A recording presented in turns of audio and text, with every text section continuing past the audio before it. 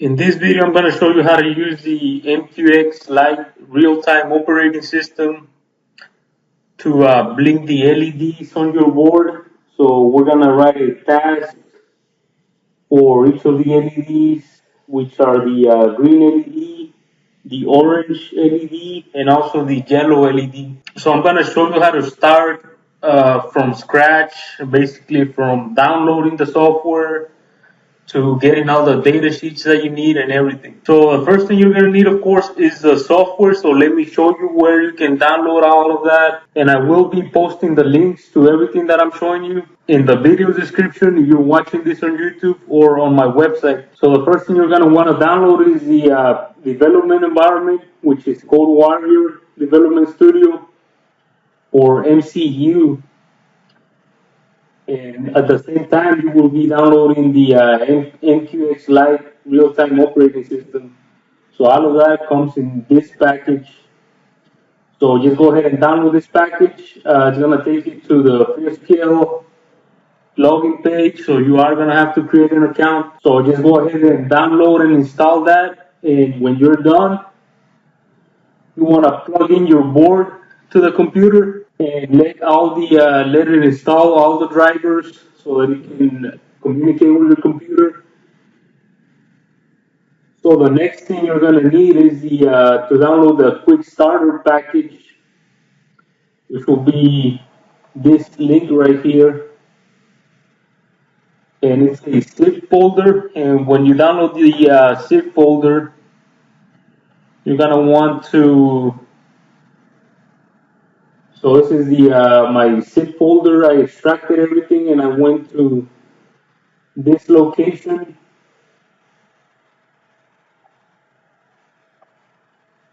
So I'm in this folder right now, and you want to copy this file and paste it in your board. So when the drivers get installed, it's going to let you pretty much open the board like if it was a USB flash drive or any other type of storage like an SD card or whatever. So just make sure that you copy this file and paste it in your board. So that's what this is for. That's just the Debugger app. So now that you have your development environment, real-time operating system, and your board ready to go, let's go ahead and write some code. So go ahead and open your CodeWarrior installation. Go to File, New MQX Lite project. Type your project name. So go ahead and type LED blinker, but just for the purposes of showing you how to set up the project, I'm going to use test project. And click next. Go ahead and select the board you have.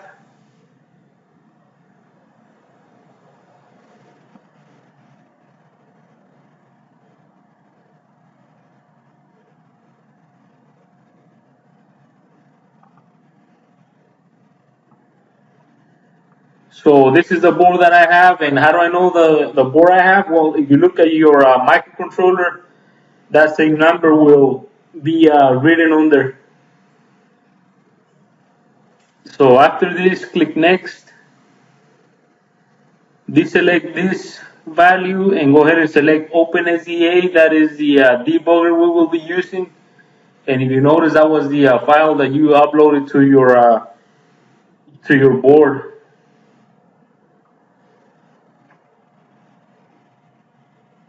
You can leave that as it is, or if you don't want to generate the code for the IO support, which I'm not going to show you how to use in this video, go ahead and click on No Input Output. You want to click Finish.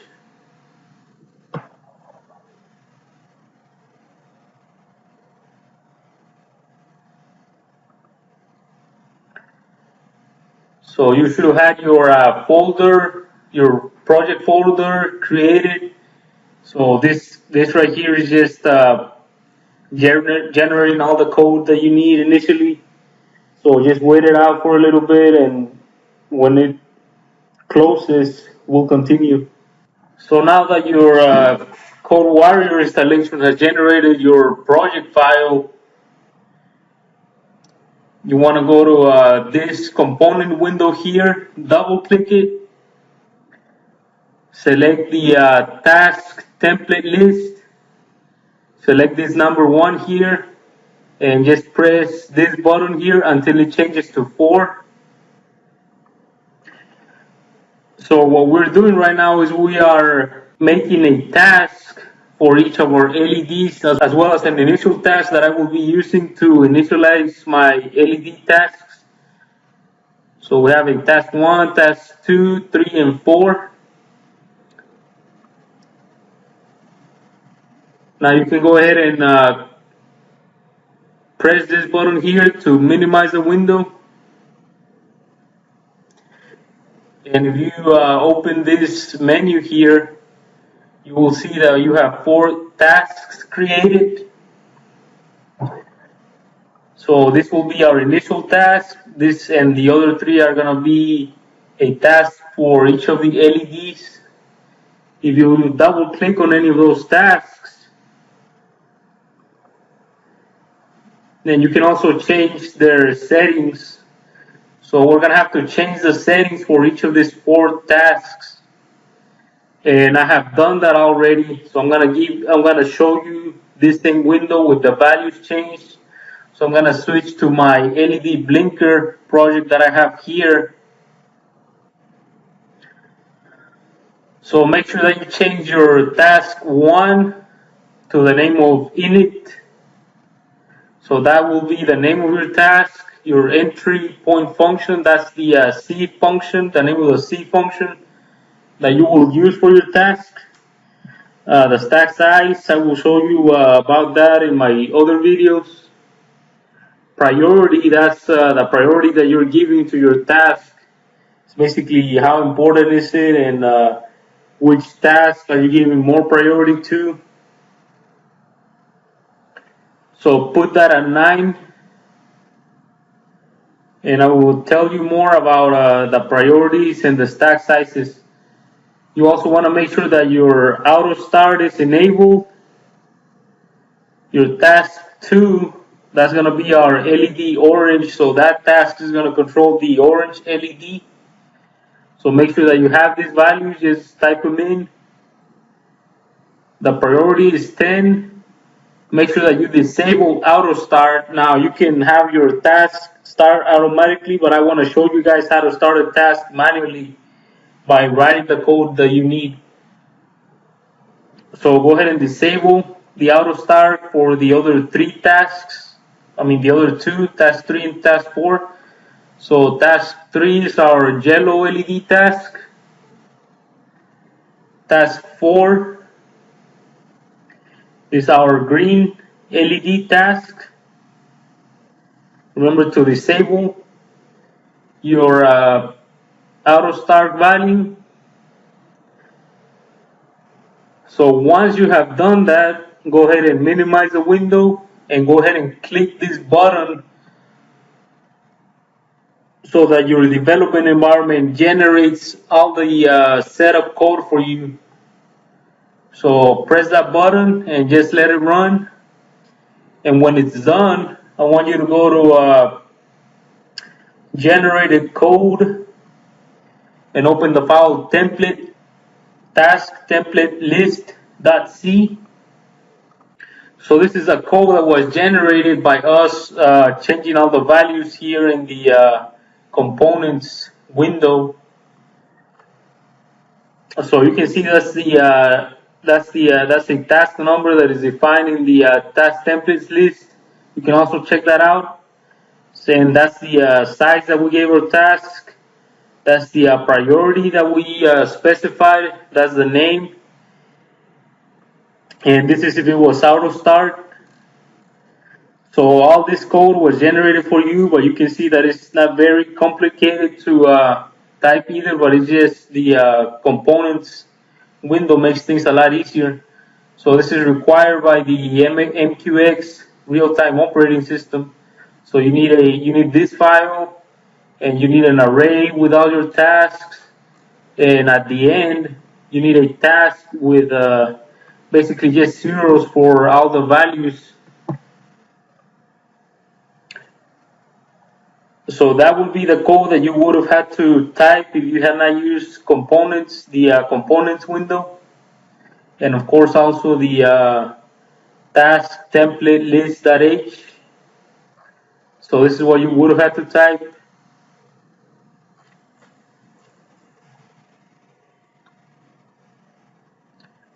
So these are the numbers that we see here: task 1, 2, 3, 4.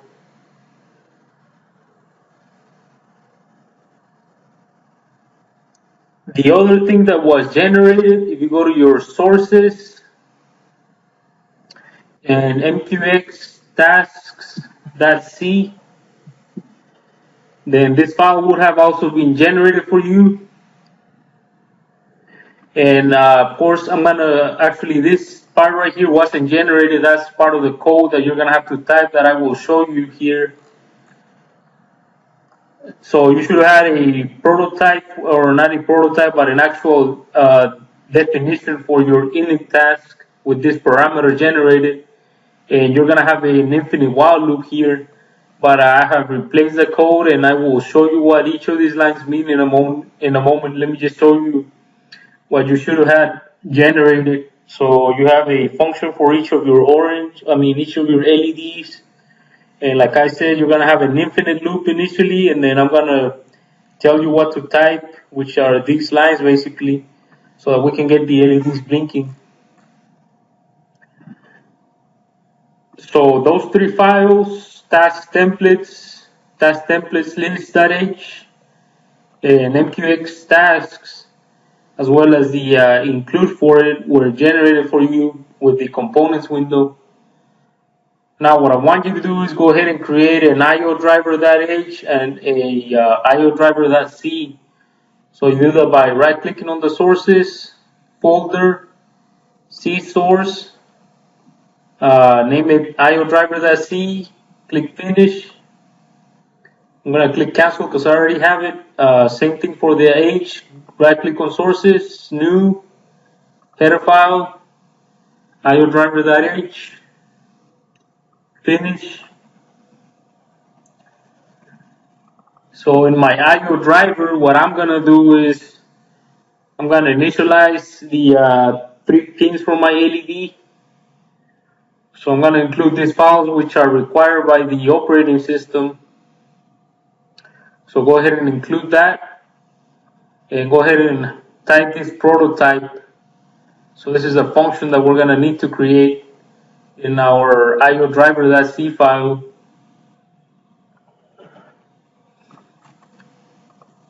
So this is what you're gonna need to type in your IO driver.c file, and I'm gonna be posting all this code in my website. You can check out you can go to the website by clicking on the link in the description below this video if you're watching it on YouTube. So what I need to initialize is my port A for pins 16, 17, and 5. So where do I get those numbers from? If you go to your board's user guide,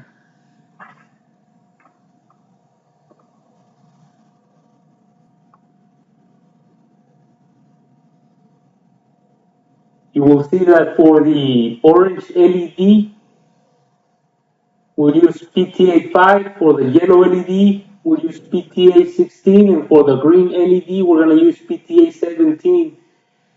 And I'm not going to show you how to use the red LED in this video because you need something else. And I will say that for a later tutorial. So these are the 3 pins in my microcontroller that I need to initialize in my code.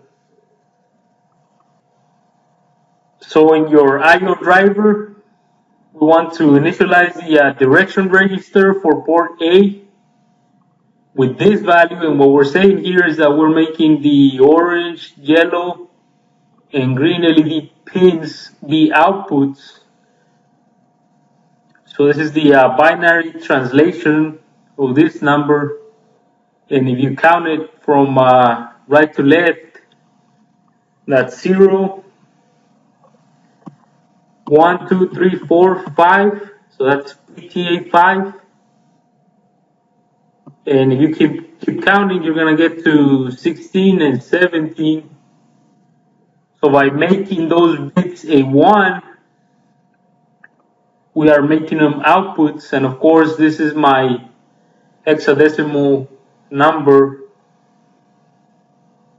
that represents this binary value here. Now, where do I get these register names from?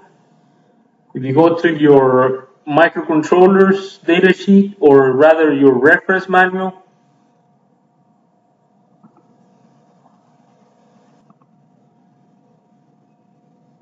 you're gonna find a name for all the registers. So the data direction register is GPIO, the name of the port, which in our case is A, PDDR.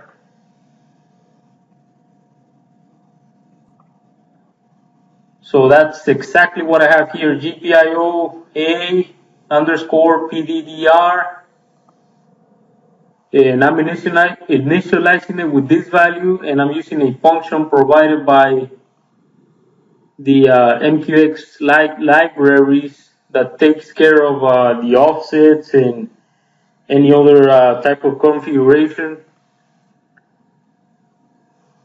So this value comes from, like I said, a library, and if you right click, open declaration, then it will show you the basically what this, it's a macro, so it's showing you what it means. So wherever you're putting for X, that's what you will be putting here. So it takes care of all the shifting and everything, so makes life easier for us. So anyways, that's how you would make your LED pins be outputs. Similarly, you can find these registers. This is part of the initialization for your LEDs. So these registers, these three registers here are also in your reference manual for your microcontroller. You can find the MUX register as well and the ISF mask. So basically in your reference manual, you will see that all this code is what's required. Just go do a search for MUX and ISF in your reference manual, and you will see why I'm doing a 1 for the MUX, and also why I'm using the mask and all of that. So this is your code for initializing the LEDs. Now let's go ahead and actually take care of turning the LEDs on and off. So that will be done in our MQX tasks.c folder. So in your init task, you want to declare this variable because we will be using a task create function that returns a task ID type. So after you have declared your variable, go ahead and call the function that you created in your IO driver. And so to initialize each of the other LED tasks, we need to call the task create function. And if we look at the parameters, so let me go ahead and type it here like I'm going to create it again. So the first number is your processor number. Second number is your template index. Third number is your parameter that you want for your function. So if you notice, each of my task functions has a integer parameter. So that would be this number here. Then I believe it's the function of the task, the function name of the task. And the stack size. So you can get this from the from below your code right here. And you can get these constants from your MQX task.h file. I'm sorry, you will get that from your task template list.c file. So this is the stack size. This is your task number. So that's what goes here. And we'll talk more about the processor number, but for now, just leave it at 0.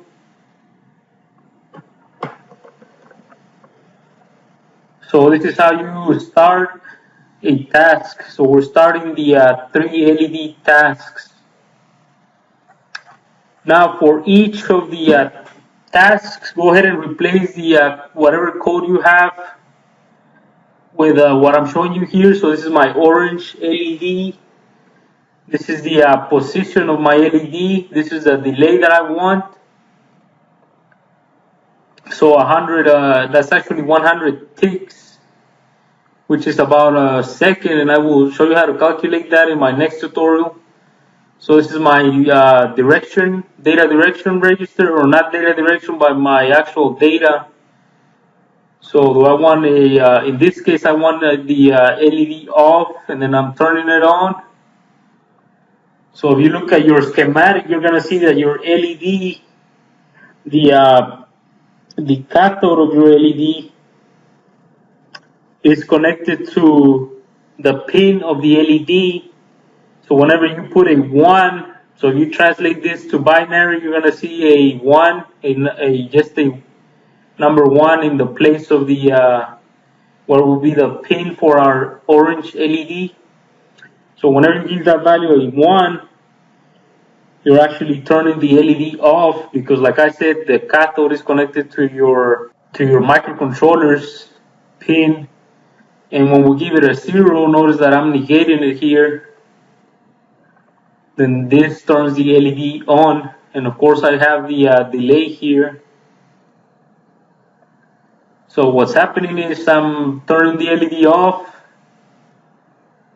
waiting for some time, turning it on, and waiting for some time.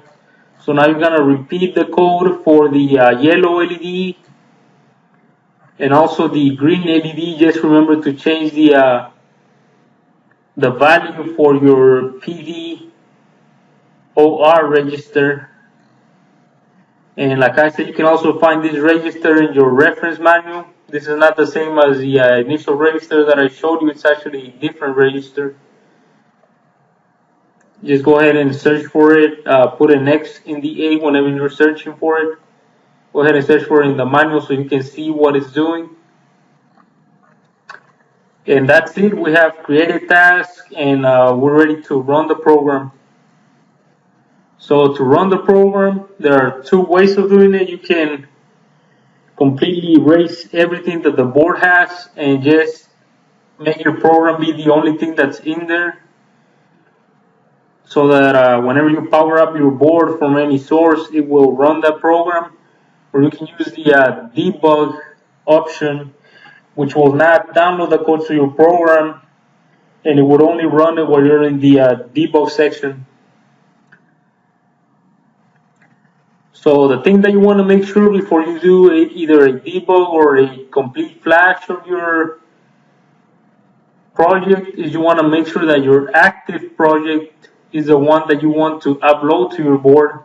So in my case, I have 2 projects. If I click on this one and then I build the project, then it will build this one and not this one, or it will upload this one if I have it as an active project, but not this one. So notice how we get a bold lettering whenever the project is active.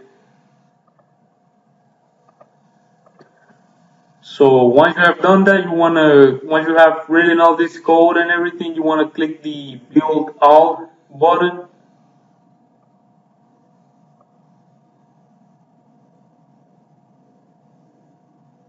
So now that we have built our project and we don't have any problems, we have some warnings, but they're not problems that are preventing us from compiling the code. We're ready to upload the code to the board. So to do that, go ahead and click this arrow here, and I will show you the debug in my next video or in any subsequent video. So go ahead and click here. So go ahead and click here, and let's go ahead and do a flash file to target.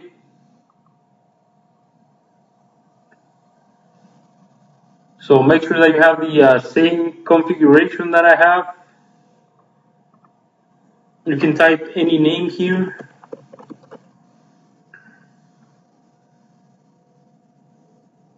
This .elf file is actually, let me go ahead and close this, but you don't have to close it, just watch what I'm gonna do. So that is the Flash file here that was generated when you built your project. So that's what we're uploading to the board.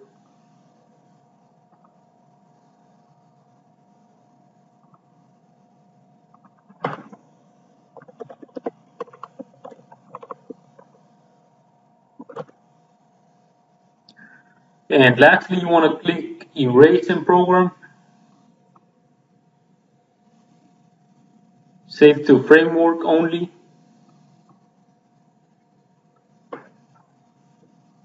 Now notice that my board stopped blinking. We'll take care of that in a minute.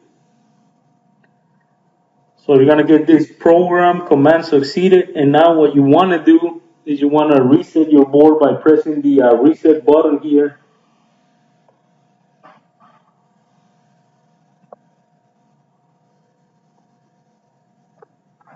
So that starts the program, and notice how all of our the LEDs that we specified are blinking. Thank you for watching. If you like these tutorials for real-time operating system, like this video, subscribe, or leave a comment of what you would like me to make a video of next. Thank you for watching.